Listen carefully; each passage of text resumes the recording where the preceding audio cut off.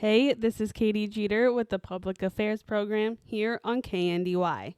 This week I talked with Gene Reedy from Blue Springs, Nebraska about the Johnson Cabin Museum and his connection to the museum. Okay, my name is Gene Reedy Sr. My aunt Maud Boston had cabin moved in here in 1949. Gene talks about how the museum got to where it's at now.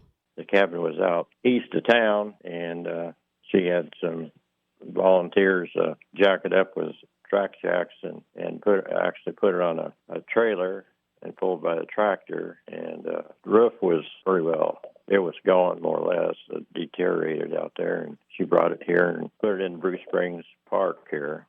With all museums, there's always a need for upkeep. We've done.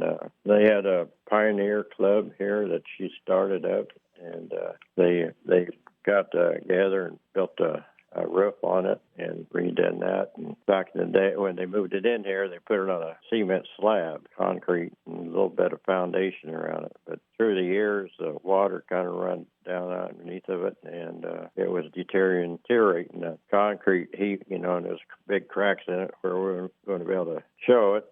And this Jan Mowers got a grant for it, and we had some movers from Midwest Movers, I think it is, and come from Hastings, and they actually picked up the cabin and plus the chimney and moved it about 20 foot north of where it was originally put back in the day, and they put it on this. Well, I forgot to tell you to start this. It came from out east of town here on Ray Martin's ground, and he donated to Blue Springs when they moved it in here on that trailer.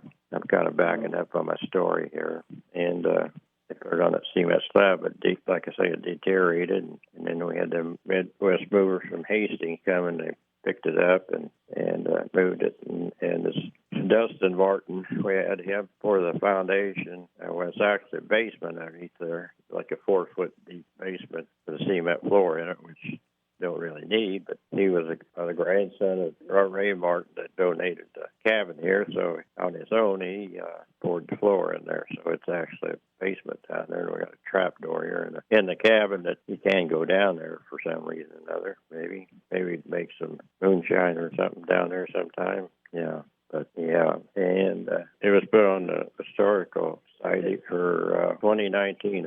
After they moved it over here and we set it down, we had to replace the logs around the bottom all the way around, a couple rows up, and they found some oak trees that had been laying out in the south of Wymore, and James Ullman and Keith Weir.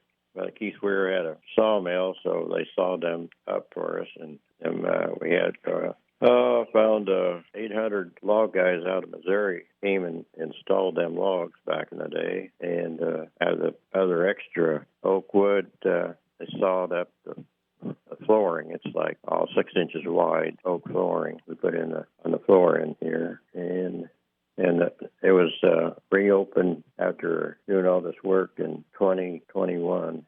Gene and his wife talk about what you can see in the cabin when visiting.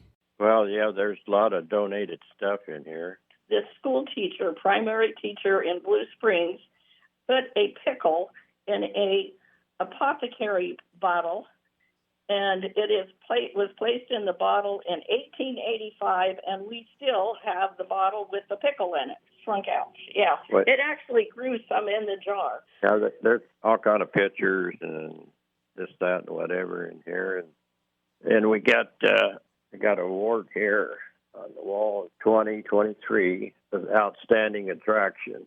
It's a tourism Gage County. Yeah, there's a lot to see in it. Yeah, it's got a fireplace in it, the original fireplace somewhat, It's been, updated somewhat, but there's a lot of interesting butter churn, old pictures Reverend Johnson is built out there northeast of Blue Springs in 1855, and they had 6 kids that lived in this little cabin here. It's got a upstairs in it, and with one bed. Now, I don't know, they had to have more beds or something in here at one time. House all 8 of them. There's many ways to learn about the cabin. and it has a website that you can go on. It's BruceSpringsNE.net. And then there's also a QR code on the right-hand side of the door, so it's got my phone number on there and tells about the cabin too. And my number, you can call me if I'm in town or close. I will come up and show the cabin anytime that somebody shows up. And if you wanted a group or people or school kids to see the cabin in a group, we get this Jan Morris that she knows the history of Bruce Springs and Wymer like the back of her hand, so she could talk to you all day about that. The history here, and she generally takes I can get Jan Morris will come down and guide them. She generally takes the school kids, and I think it's one of the oldest cabins around here too. It's 10 years older than the one in the National Park in Beatrice there. I would like to thank Jean Reedy for being my guest on this weekend's Public Affairs. If you would like to listen again, you can always go to kndyradio.com. Thank you for listening. This has been Katy Jeter with the Public Affairs program here on KNDY.